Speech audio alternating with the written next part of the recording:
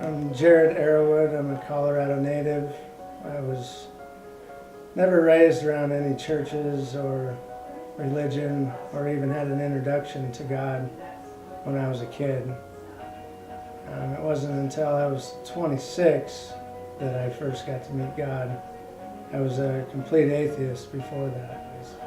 And I just needed some answers. I kept feeling like there was something more there, but I didn't know what it was. And so as a last resort, I asked God to answer those questions. What am I even doing here? Am I going the right path? And that's where it all started right there. The date was October 4th of 2000. Had a really rotten day that night. Finally put my pride on the floor. My two older girls were just little at the time, and this seemed like a 4-hour experience to me. There was a lot of direct communication, no words spoken, but we still communicated. If I would think of a question, it would get answered in that same manner. I know it was not a 4-hour experience because my girls were still watching Blue's Clues when I came back to reality. So it was just an amazing thing. When I think of John being exiled on the island of Patmos, and when he was taken up in the Spirit, that's similar. I'm sure it's not the same, but that's similar to what I would describe it as, because I was definitely taken away from the current moment. And I asked a few questions. I asked, what was I doing here? God, are you real? What do you want with me in my life? And those questions, came in a bunch of answers. At the time, he said I was in the right spot. He explained to me that I need to teach my kids the Word, and that there's another way out of this. The heartbreak and the depression of what this world has to offer. That was the biggest thing he explained to me. The one thing that I noticed about that night that really brought me to my knees was he showed me everything that I did in the past.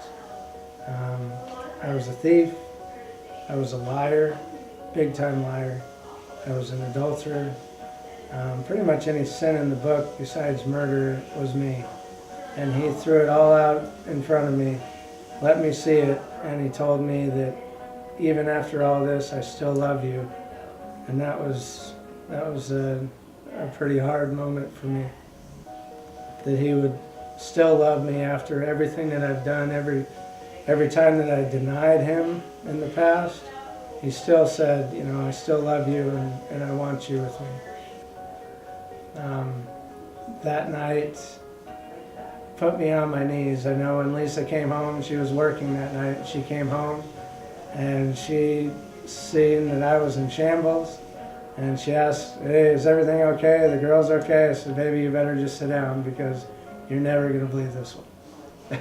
And it was a heartbreaking, puts you on your knees experience, but I was shown so much love that night that the creator of the universe could come and spend a few minutes with me, just another person on this earth, and put me on a new path.